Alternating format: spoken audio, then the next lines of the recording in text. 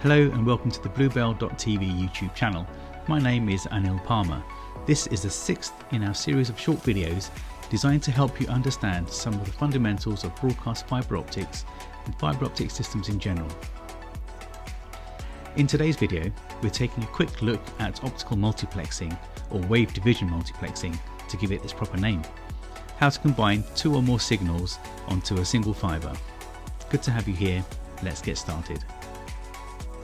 It has long been possible to use the same strand of fibre to transport two or more signals.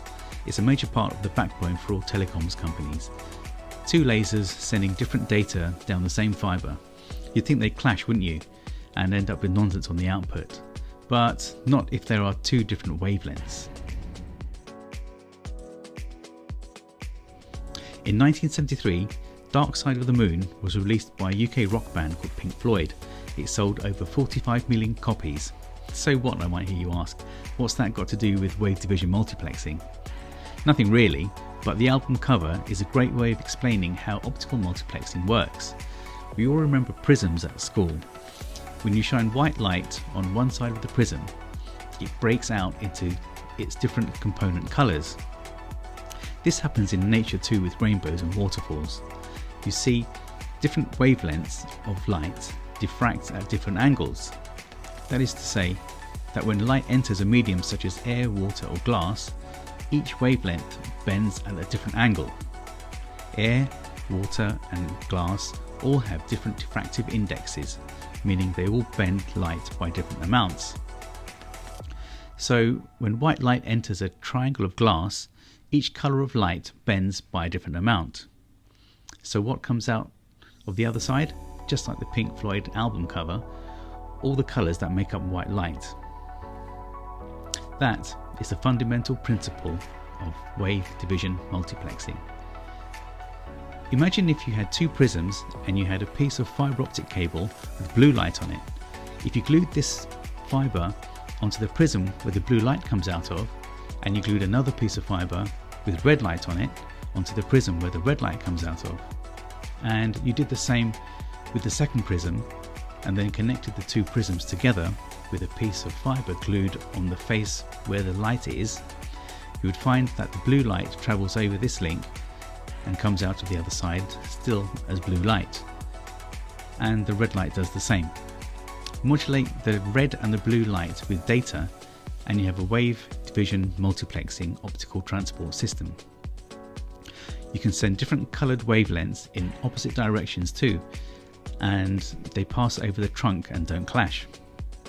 Okay, if you scale this up with more colours, therefore more wavelengths, you start to build a very high bandwidth network. Fibre has a truly enormous bandwidth capacity, with each wavelength capable of carrying terabytes of data. It starts to look like a very impressive data transport system. Why do you think that your broadband provider is pushing fibre to the door services? It's because they want you to cram more data into your living room. The International Telecommunications Union, ITU, has defined specific wavelengths that we all use to make the whole thing building block easy. SFPs, optical transmitters with ITU grid wavelengths, plug into the CWDM multiplexer, think Prism, which in turn plugs into the trunk. CWDM stands for coarse wave division multiplexing. The trunk is the white light that transports the wavelengths over long distances. Some people refer to the combined wavelength as a bouquet, which is very nice. There are 18 standard wavelengths on the ITU G694.2 CWDM grid, starting at 1270 nanometers all the way up to 1610 nanometers. Each centre wavelength is 20 nanometers apart from its neighbouring wavelength. This is a passive technology which makes it very reliable. The clever bit is being able to tune a laser to plus or minus 3 nanometers to keep it stable and modulate it with high-speed data. The other clever part is being able to precision fix the fibre onto the prism. Technology called fusion splicing that involves melting the fibre and a portion of the prism is used to do this. There is a more controllable and therefore more expensive way of doing this using micro machines. The two technologies produce the same end result, a CWDM block that looks like these.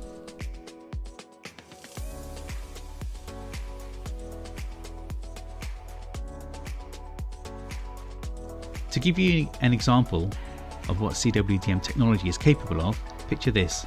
Bluebell makes a BN390 unit. It's a 4x 3G SDI to 12G SDI converter. It combines the four 3Gs electronically using time division multiplexing. Put this 12G signal onto 18 wavelengths and put it on your network. So you can send 18 times 4 3G SDI signals over a single strand of fibre over distances of 20 kilometers or more. That's 72 TV channels. Extremely powerful.